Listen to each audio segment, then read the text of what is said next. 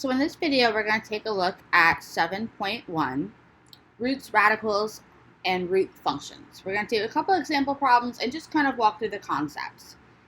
In this unit, we're going to learn how to find the roots of numbers. This may be something that's a little arithmetic challenging for some students. We're going to find what we call principal roots.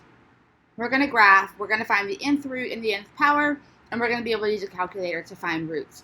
Now, on the calculator front, you do not have to have a handheld. You can use the Web 2.0 calculator. If you Google Web 2.0 calculator, it will come up. That is a free calculator. It is a scientific one, and it's the same one that I'm going to be using in my math lab videos. So first, let's talk about finding the root of a number. So most of us are familiar with square roots, and one thing about the square root is we don't tend to see this in here. We just tend to see the square root symbol. That's because the 2 is implied. So a square root means something times itself. A cube root means something times itself 3 times. So 2 times 2 times 2. If I have a fourth root, same thing. It'd be 2 times 2 times 2 times 2. So when we advance beyond square roots, we're going to be seeing this n value, which we call the index. Now the entire statement we're going to call the radical. What's under the root is called the radicand, and then we have the actual, what my kids call the check mark. It is the radical symbol. So those are important pieces to understand as you work through the lab questions to know what it is referring to exactly. So in part A, I want to find the cube root. So I'm going to have something that's multiplied 3 times and equals 27. Again, this is challenging arithmetic. You can definitely use the calculator to assist you with this. But I start off with 2. 2 times 2 times 2 would be 4 times 2, which is 8. So that's obviously not what's going on in A. And then I would move up to 3. So 3 times 3 is 9. 9 times 3 is, in fact, 27. So the cube root of 27 is 3. If you are not strong with this arithmetic, I absolutely encourage you to use a calculator. 216 would be 6 because 6 cubed is 216. And you could even use the calculator and do 5 times 5 times 5 and see if it's 216. You could do 6 times 6 times 6 and you say, oh, it is 216. And then we have the fourth root of 256, which is 4 because 4 to the 4th power.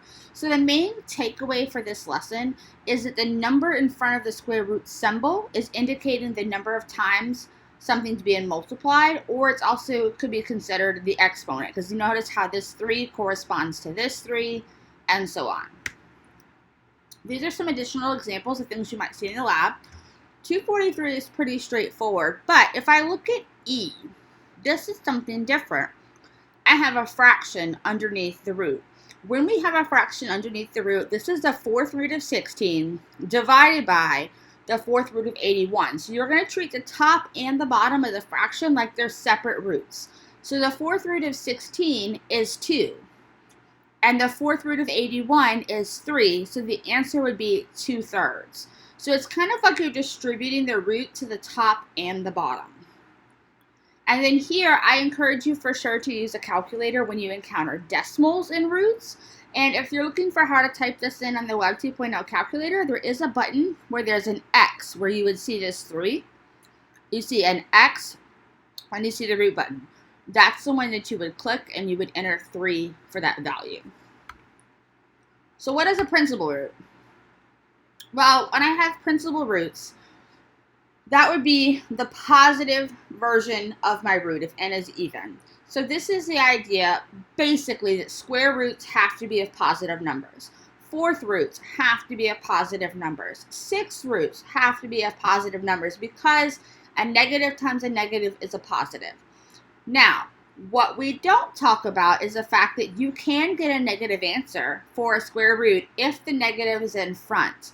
That is because you find the root of the number and the negative remains in the front. So it's only not going to exist if the negative is under the root and you have an even number for n. If you have a negative under the root by a and n is even, the answer is going to be not a real number. I'm going to encourage you in the lab to make sure you use the show me an example function for this, so you can make sure you're entering the exact right terminology within my math lab. So if you look at something and you're like, oh, I know it's not a real number, just go click show me an example and walk through and see, does it want you to say no solution? Does it want you to say not a real number? That's a great way to walk through the formatting. If I have an odd number, it is absolutely okay for us to have a negative value under the root. And the answer is always going to be negative in that case. And that's if your root is odd. So n is odd, not a. So here are some great examples. Square root of 36 is 6. But if I put the negative in front, it remains in front. So this is what I was talking about. A square root can have a negative answer if the negative is in the front. Same thing for the fourth root. If the negative is in the front, it remains in the front. Now e, the negative is inside of the square root, and I have an even value for n, which is 4. So this would be not a real number. A fifth root is odd, so it's okay to have a negative underneath a fifth root, and it means that your answer is going to be negative. So this is just comparing an even root versus an odd root and understanding when there is a solution and when there is not a solution. Now, to graph functions defined by radicals, we will use the Desmos, DESMOS.com calculator. This will be how I asked you to graph things unless you have a handheld graphing calculator, but there is no need to purchase one of those because we do have a nice free capability with this. A radical expression is an algebraic expression that has a radical in it. What is a radical? It's a root. When I have a radical, my domain has to be positive numbers. So that means the x values are not going to exist in the negative if I just have a square root. The same thing is true for the range. So this is what I call a parent function. It's a square root. I have done nothing to it. I've not added, subtracted, multiplied it by anything. This is the basic parent function root. And so my domain is positive numbers. My range is positive numbers. If I have a cube root, it basically reflects that tail end side of things. And here, because a cube root can have a negative number underneath it from what we just learned, the domain is going to be all real numbers, and so is the range, because I can get a negative answer. Whereas with the square root, if the negative is inside of the root, it's not a solution. Now, we're going to be able to use shifting to do this. So this is pulling from what you have learned in your elementary algebra class, but I'm going to go ahead and review it. If we are adding something to the x value, then that is the same as moving the graph to the right or the left. So here I am adding 2 to the x value. The key is remembering that you move opposite. So you would think that adding 2 would shift you to the right. Because it's what's being done to x, it actually shifts you to the left. So you're going to take that curve that looks like that nice little half U, and you're going to shift it back to -2, and it's going to start over. You don't need to create the table of values that is in the PowerPoint, okay? You can just pick it up and shift it. Now, if I'm talking about the domain, that's from the left to the right of the screen. So my domain is going to start at -2, and it's going to go until infinity, because that arrow keeps going forever. If I'm talking about the range, that's bottom to top. So if I start at the bottom of the graph, the range starts at y = 0, where this dot is, and that arrow is not only going to go to the side forever, it's going to keep going up. So the domain would be from 0 to infinity as well. Why do we use a bracket and why do we use a parenthesis? A bracket is used anytime a value is colored in. So if I have a colored in dot, it's included. I can plug -2 into the square root and I get an answer. I get 0. It's not undefined there. The cube root is going to be the same. Remember, the cube root is like you have a U at the top and a U at the bottom, and at 0 is where that reflection happens. I'm subtracting 1 from x, which means it's going to shift to the right 1 because it goes opposite. So notice how I have that nice inflection happening at 1 and not happening at 0. It's like I just picked it up and moved it to the side. Now the arrows keep going down forever and up forever, so it's all real domain, all real range. Any odd root is going to have a domain of all reals and a range of all real numbers. Now we're going to look at applying the nth root of nth powers. For any real number, my square root is going to be the absolute value because I need to have a positive number under there. So if I take the square root of 15 squares, this is talking about taking the root of an exponent. When this happens, the answer would be the absolute value of 15, which is 15. If I'm taking the square root of negative 12 squared, because this has an exponent, it's the absolute value of negative 12, which is 12. Same thing in C and in D.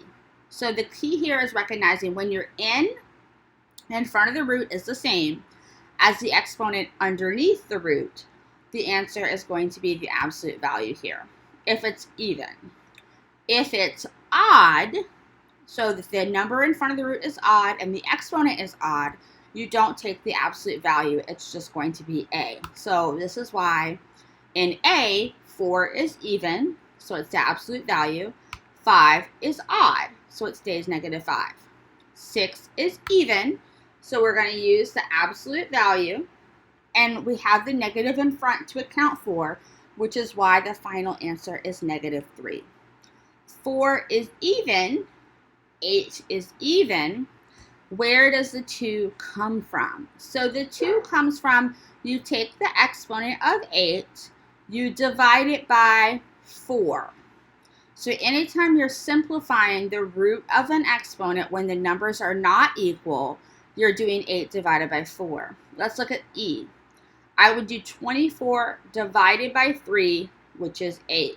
It is an odd root, so I'm not taking the absolute value. Same thing in F. I'm going to do 18 divided by 6. They are even, so I would be taking the absolute value. Now, to use a calculator to find a root, you're just going to be typing in buttons. It's a button push. The square root of 17, do this with me in Web 2.0. You should get approximately 4.123.